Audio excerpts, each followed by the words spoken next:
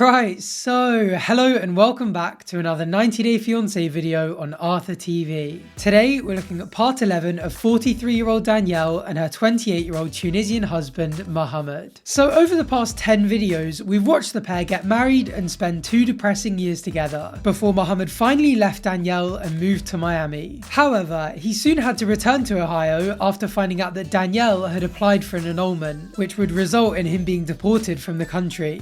Eventually, he convinced Danielle to pull the annulment and apply for a divorce instead. And during an emotional goodbye in the season finale, he said that he'd be happy to keep in touch with Danielle as long as she didn't cause any more drama. However, that just wasn't a promise that she could keep, and so begins a brand new season of fun. For now at least, Mohamed's just happy to be back in Miami. He's got a job in his own place, there are plenty of opportunities, and he's already making new friends.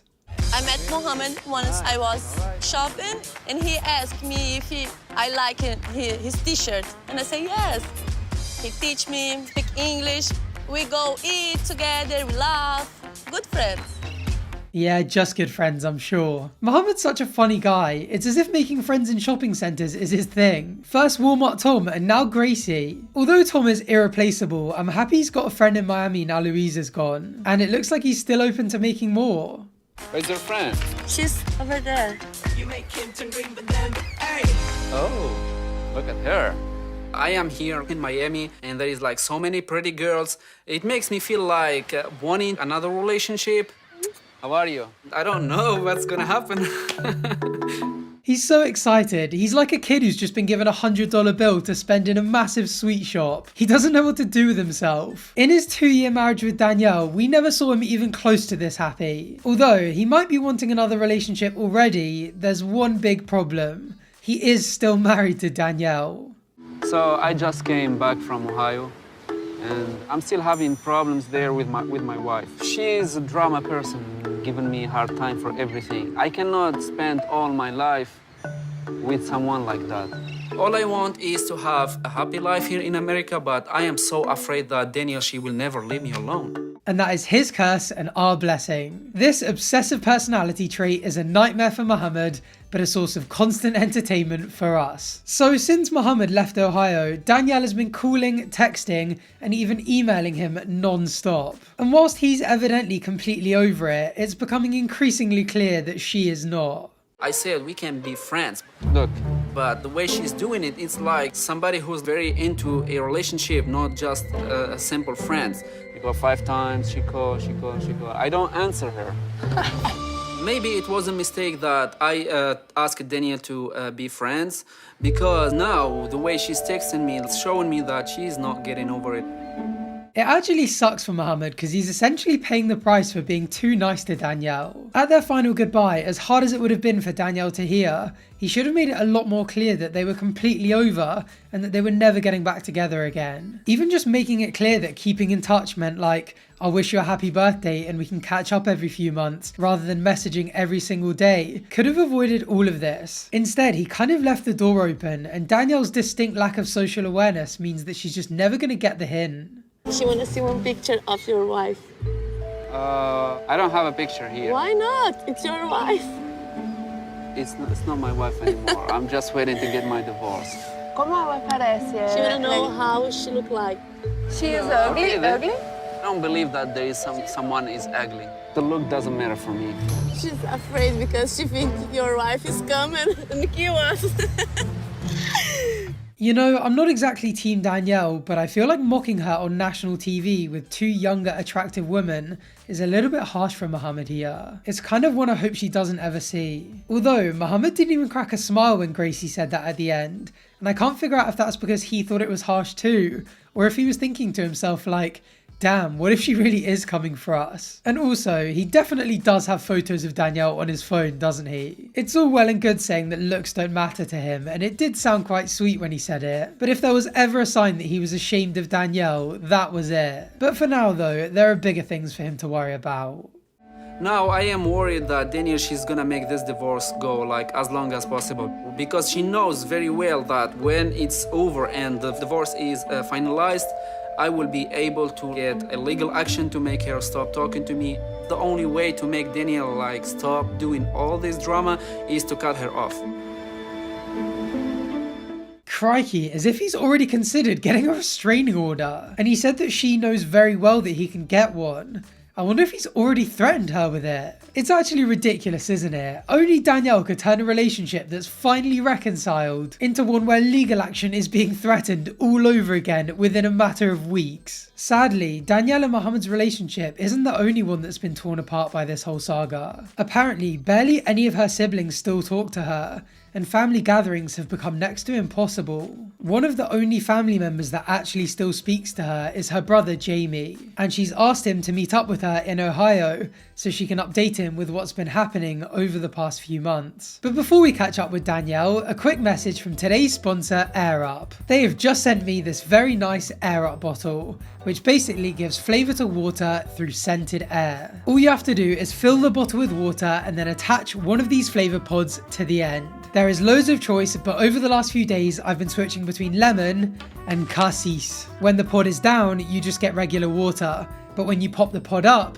it's activated and you can really taste the flavour. I love taking mine on the go. I go to the gym a lot, I play football, I box, and wherever I go, there are always water fountains. Air Up allows me to refill the bottle with plain water and still enjoy the same delicious flavour. Where you take yours is up to you. You can make the bottle your own with a variety of colours and accessories, and the lovely people at Air Up are giving us 10% off absolutely everything on their store using the code ArthurTV. So use the link in the description to go check it out. Huge thank you to Air Up for sponsoring today's video. Now let's go catch up with Danielle for the first time since the season finale a couple of weeks ago.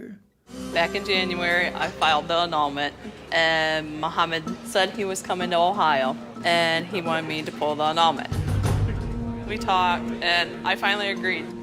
Well, why would you agree to do that?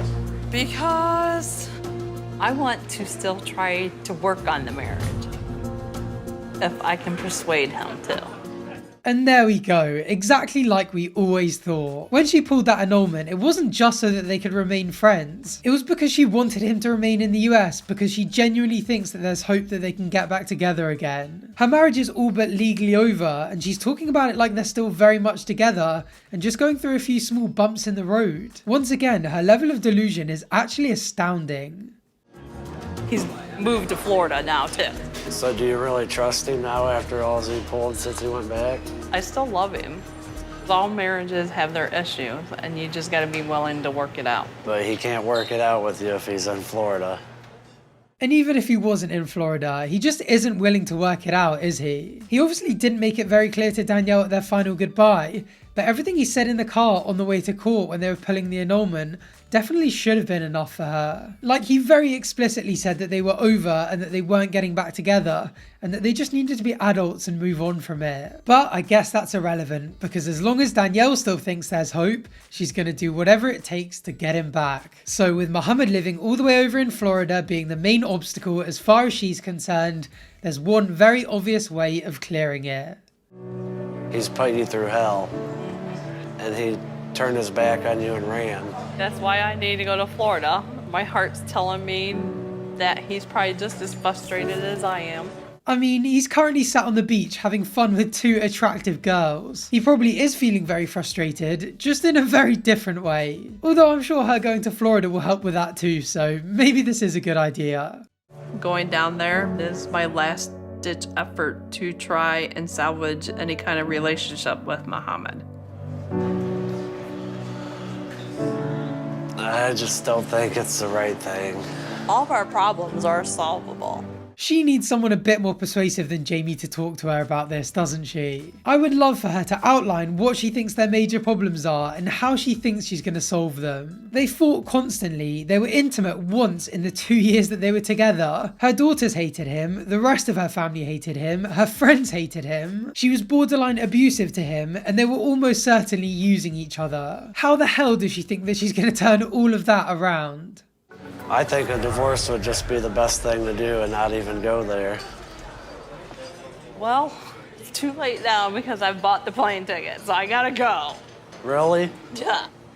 Oh, crikey, she's such a divvy, isn't she? I love how she wasn't even interested in getting any advice first. A few weeks of getting aired and she just goes and buys the plane tickets without a moment's hesitation. And it's not too late, is it? She could just not get on the flights if that's what's best for her. She just doesn't want to hear it, does she? So after meeting Jamie, she went to speak to her notorious friend, Beth. But just like with her brother, she was more interested in just telling her that she had pulled the annulment and booked the flights, rather than looking for any actual advice on the situation. Did he ever tell you why exactly he wanted it pulled? For immigration.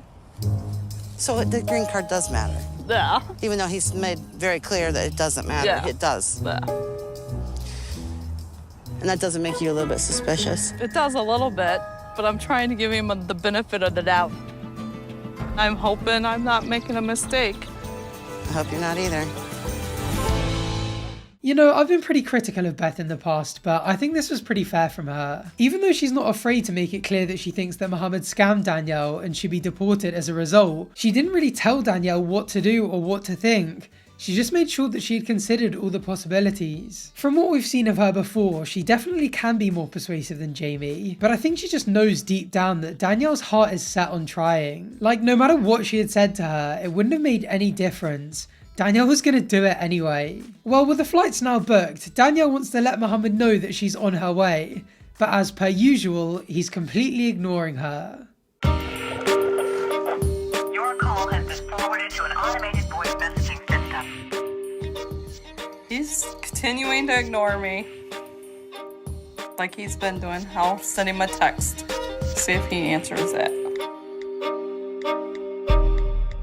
My goodness, did you see that screen? Thinking of coming to Miami sent at 2:25. Hi sent 19 minutes later, and hey where are you 11 minutes after that. All with no reply. And now she's writing another one. She actually admitted that since he's been gone, she's called him over 10 times, sent 30 messages all unreplied to, and even sent him 5 separate emails. And I don't doubt for a second that she's drastically understating those values. This is literally harassment. Also, she's still got him saved as hubby on her phone. He had her saved as Danielle, Ohio the last time he was in Miami. It is madness. Unfortunately for Mohamed, not replying isn't going to save him. He still shares a bank account with Danielle, and since finding his own place, he's updated the account with his new information, which she has stumbled upon.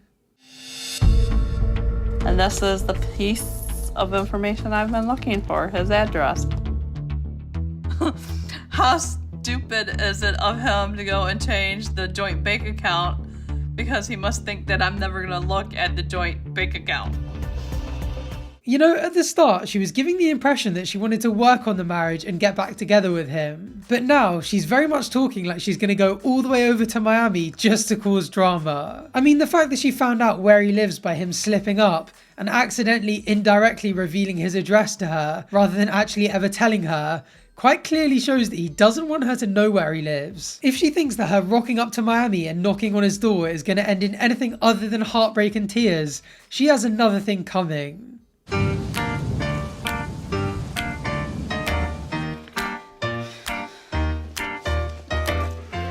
I decided that I'm going to Miami to find out what is going on. Because he's my husband. Well, when I told you another storm was on the way, I meant it. Whilst I have very little hope for a positive outcome for Danielle, I am very optimistic that this is going to be another entertaining and drama-fueled saga for us. So, if you want to see Danielle's arrival in Miami and all the drama that follows, please feel free to subscribe down below so you can catch the next video as soon as I upload it. Thank you for watching, and hopefully I'll see you on the next one. Bye for now.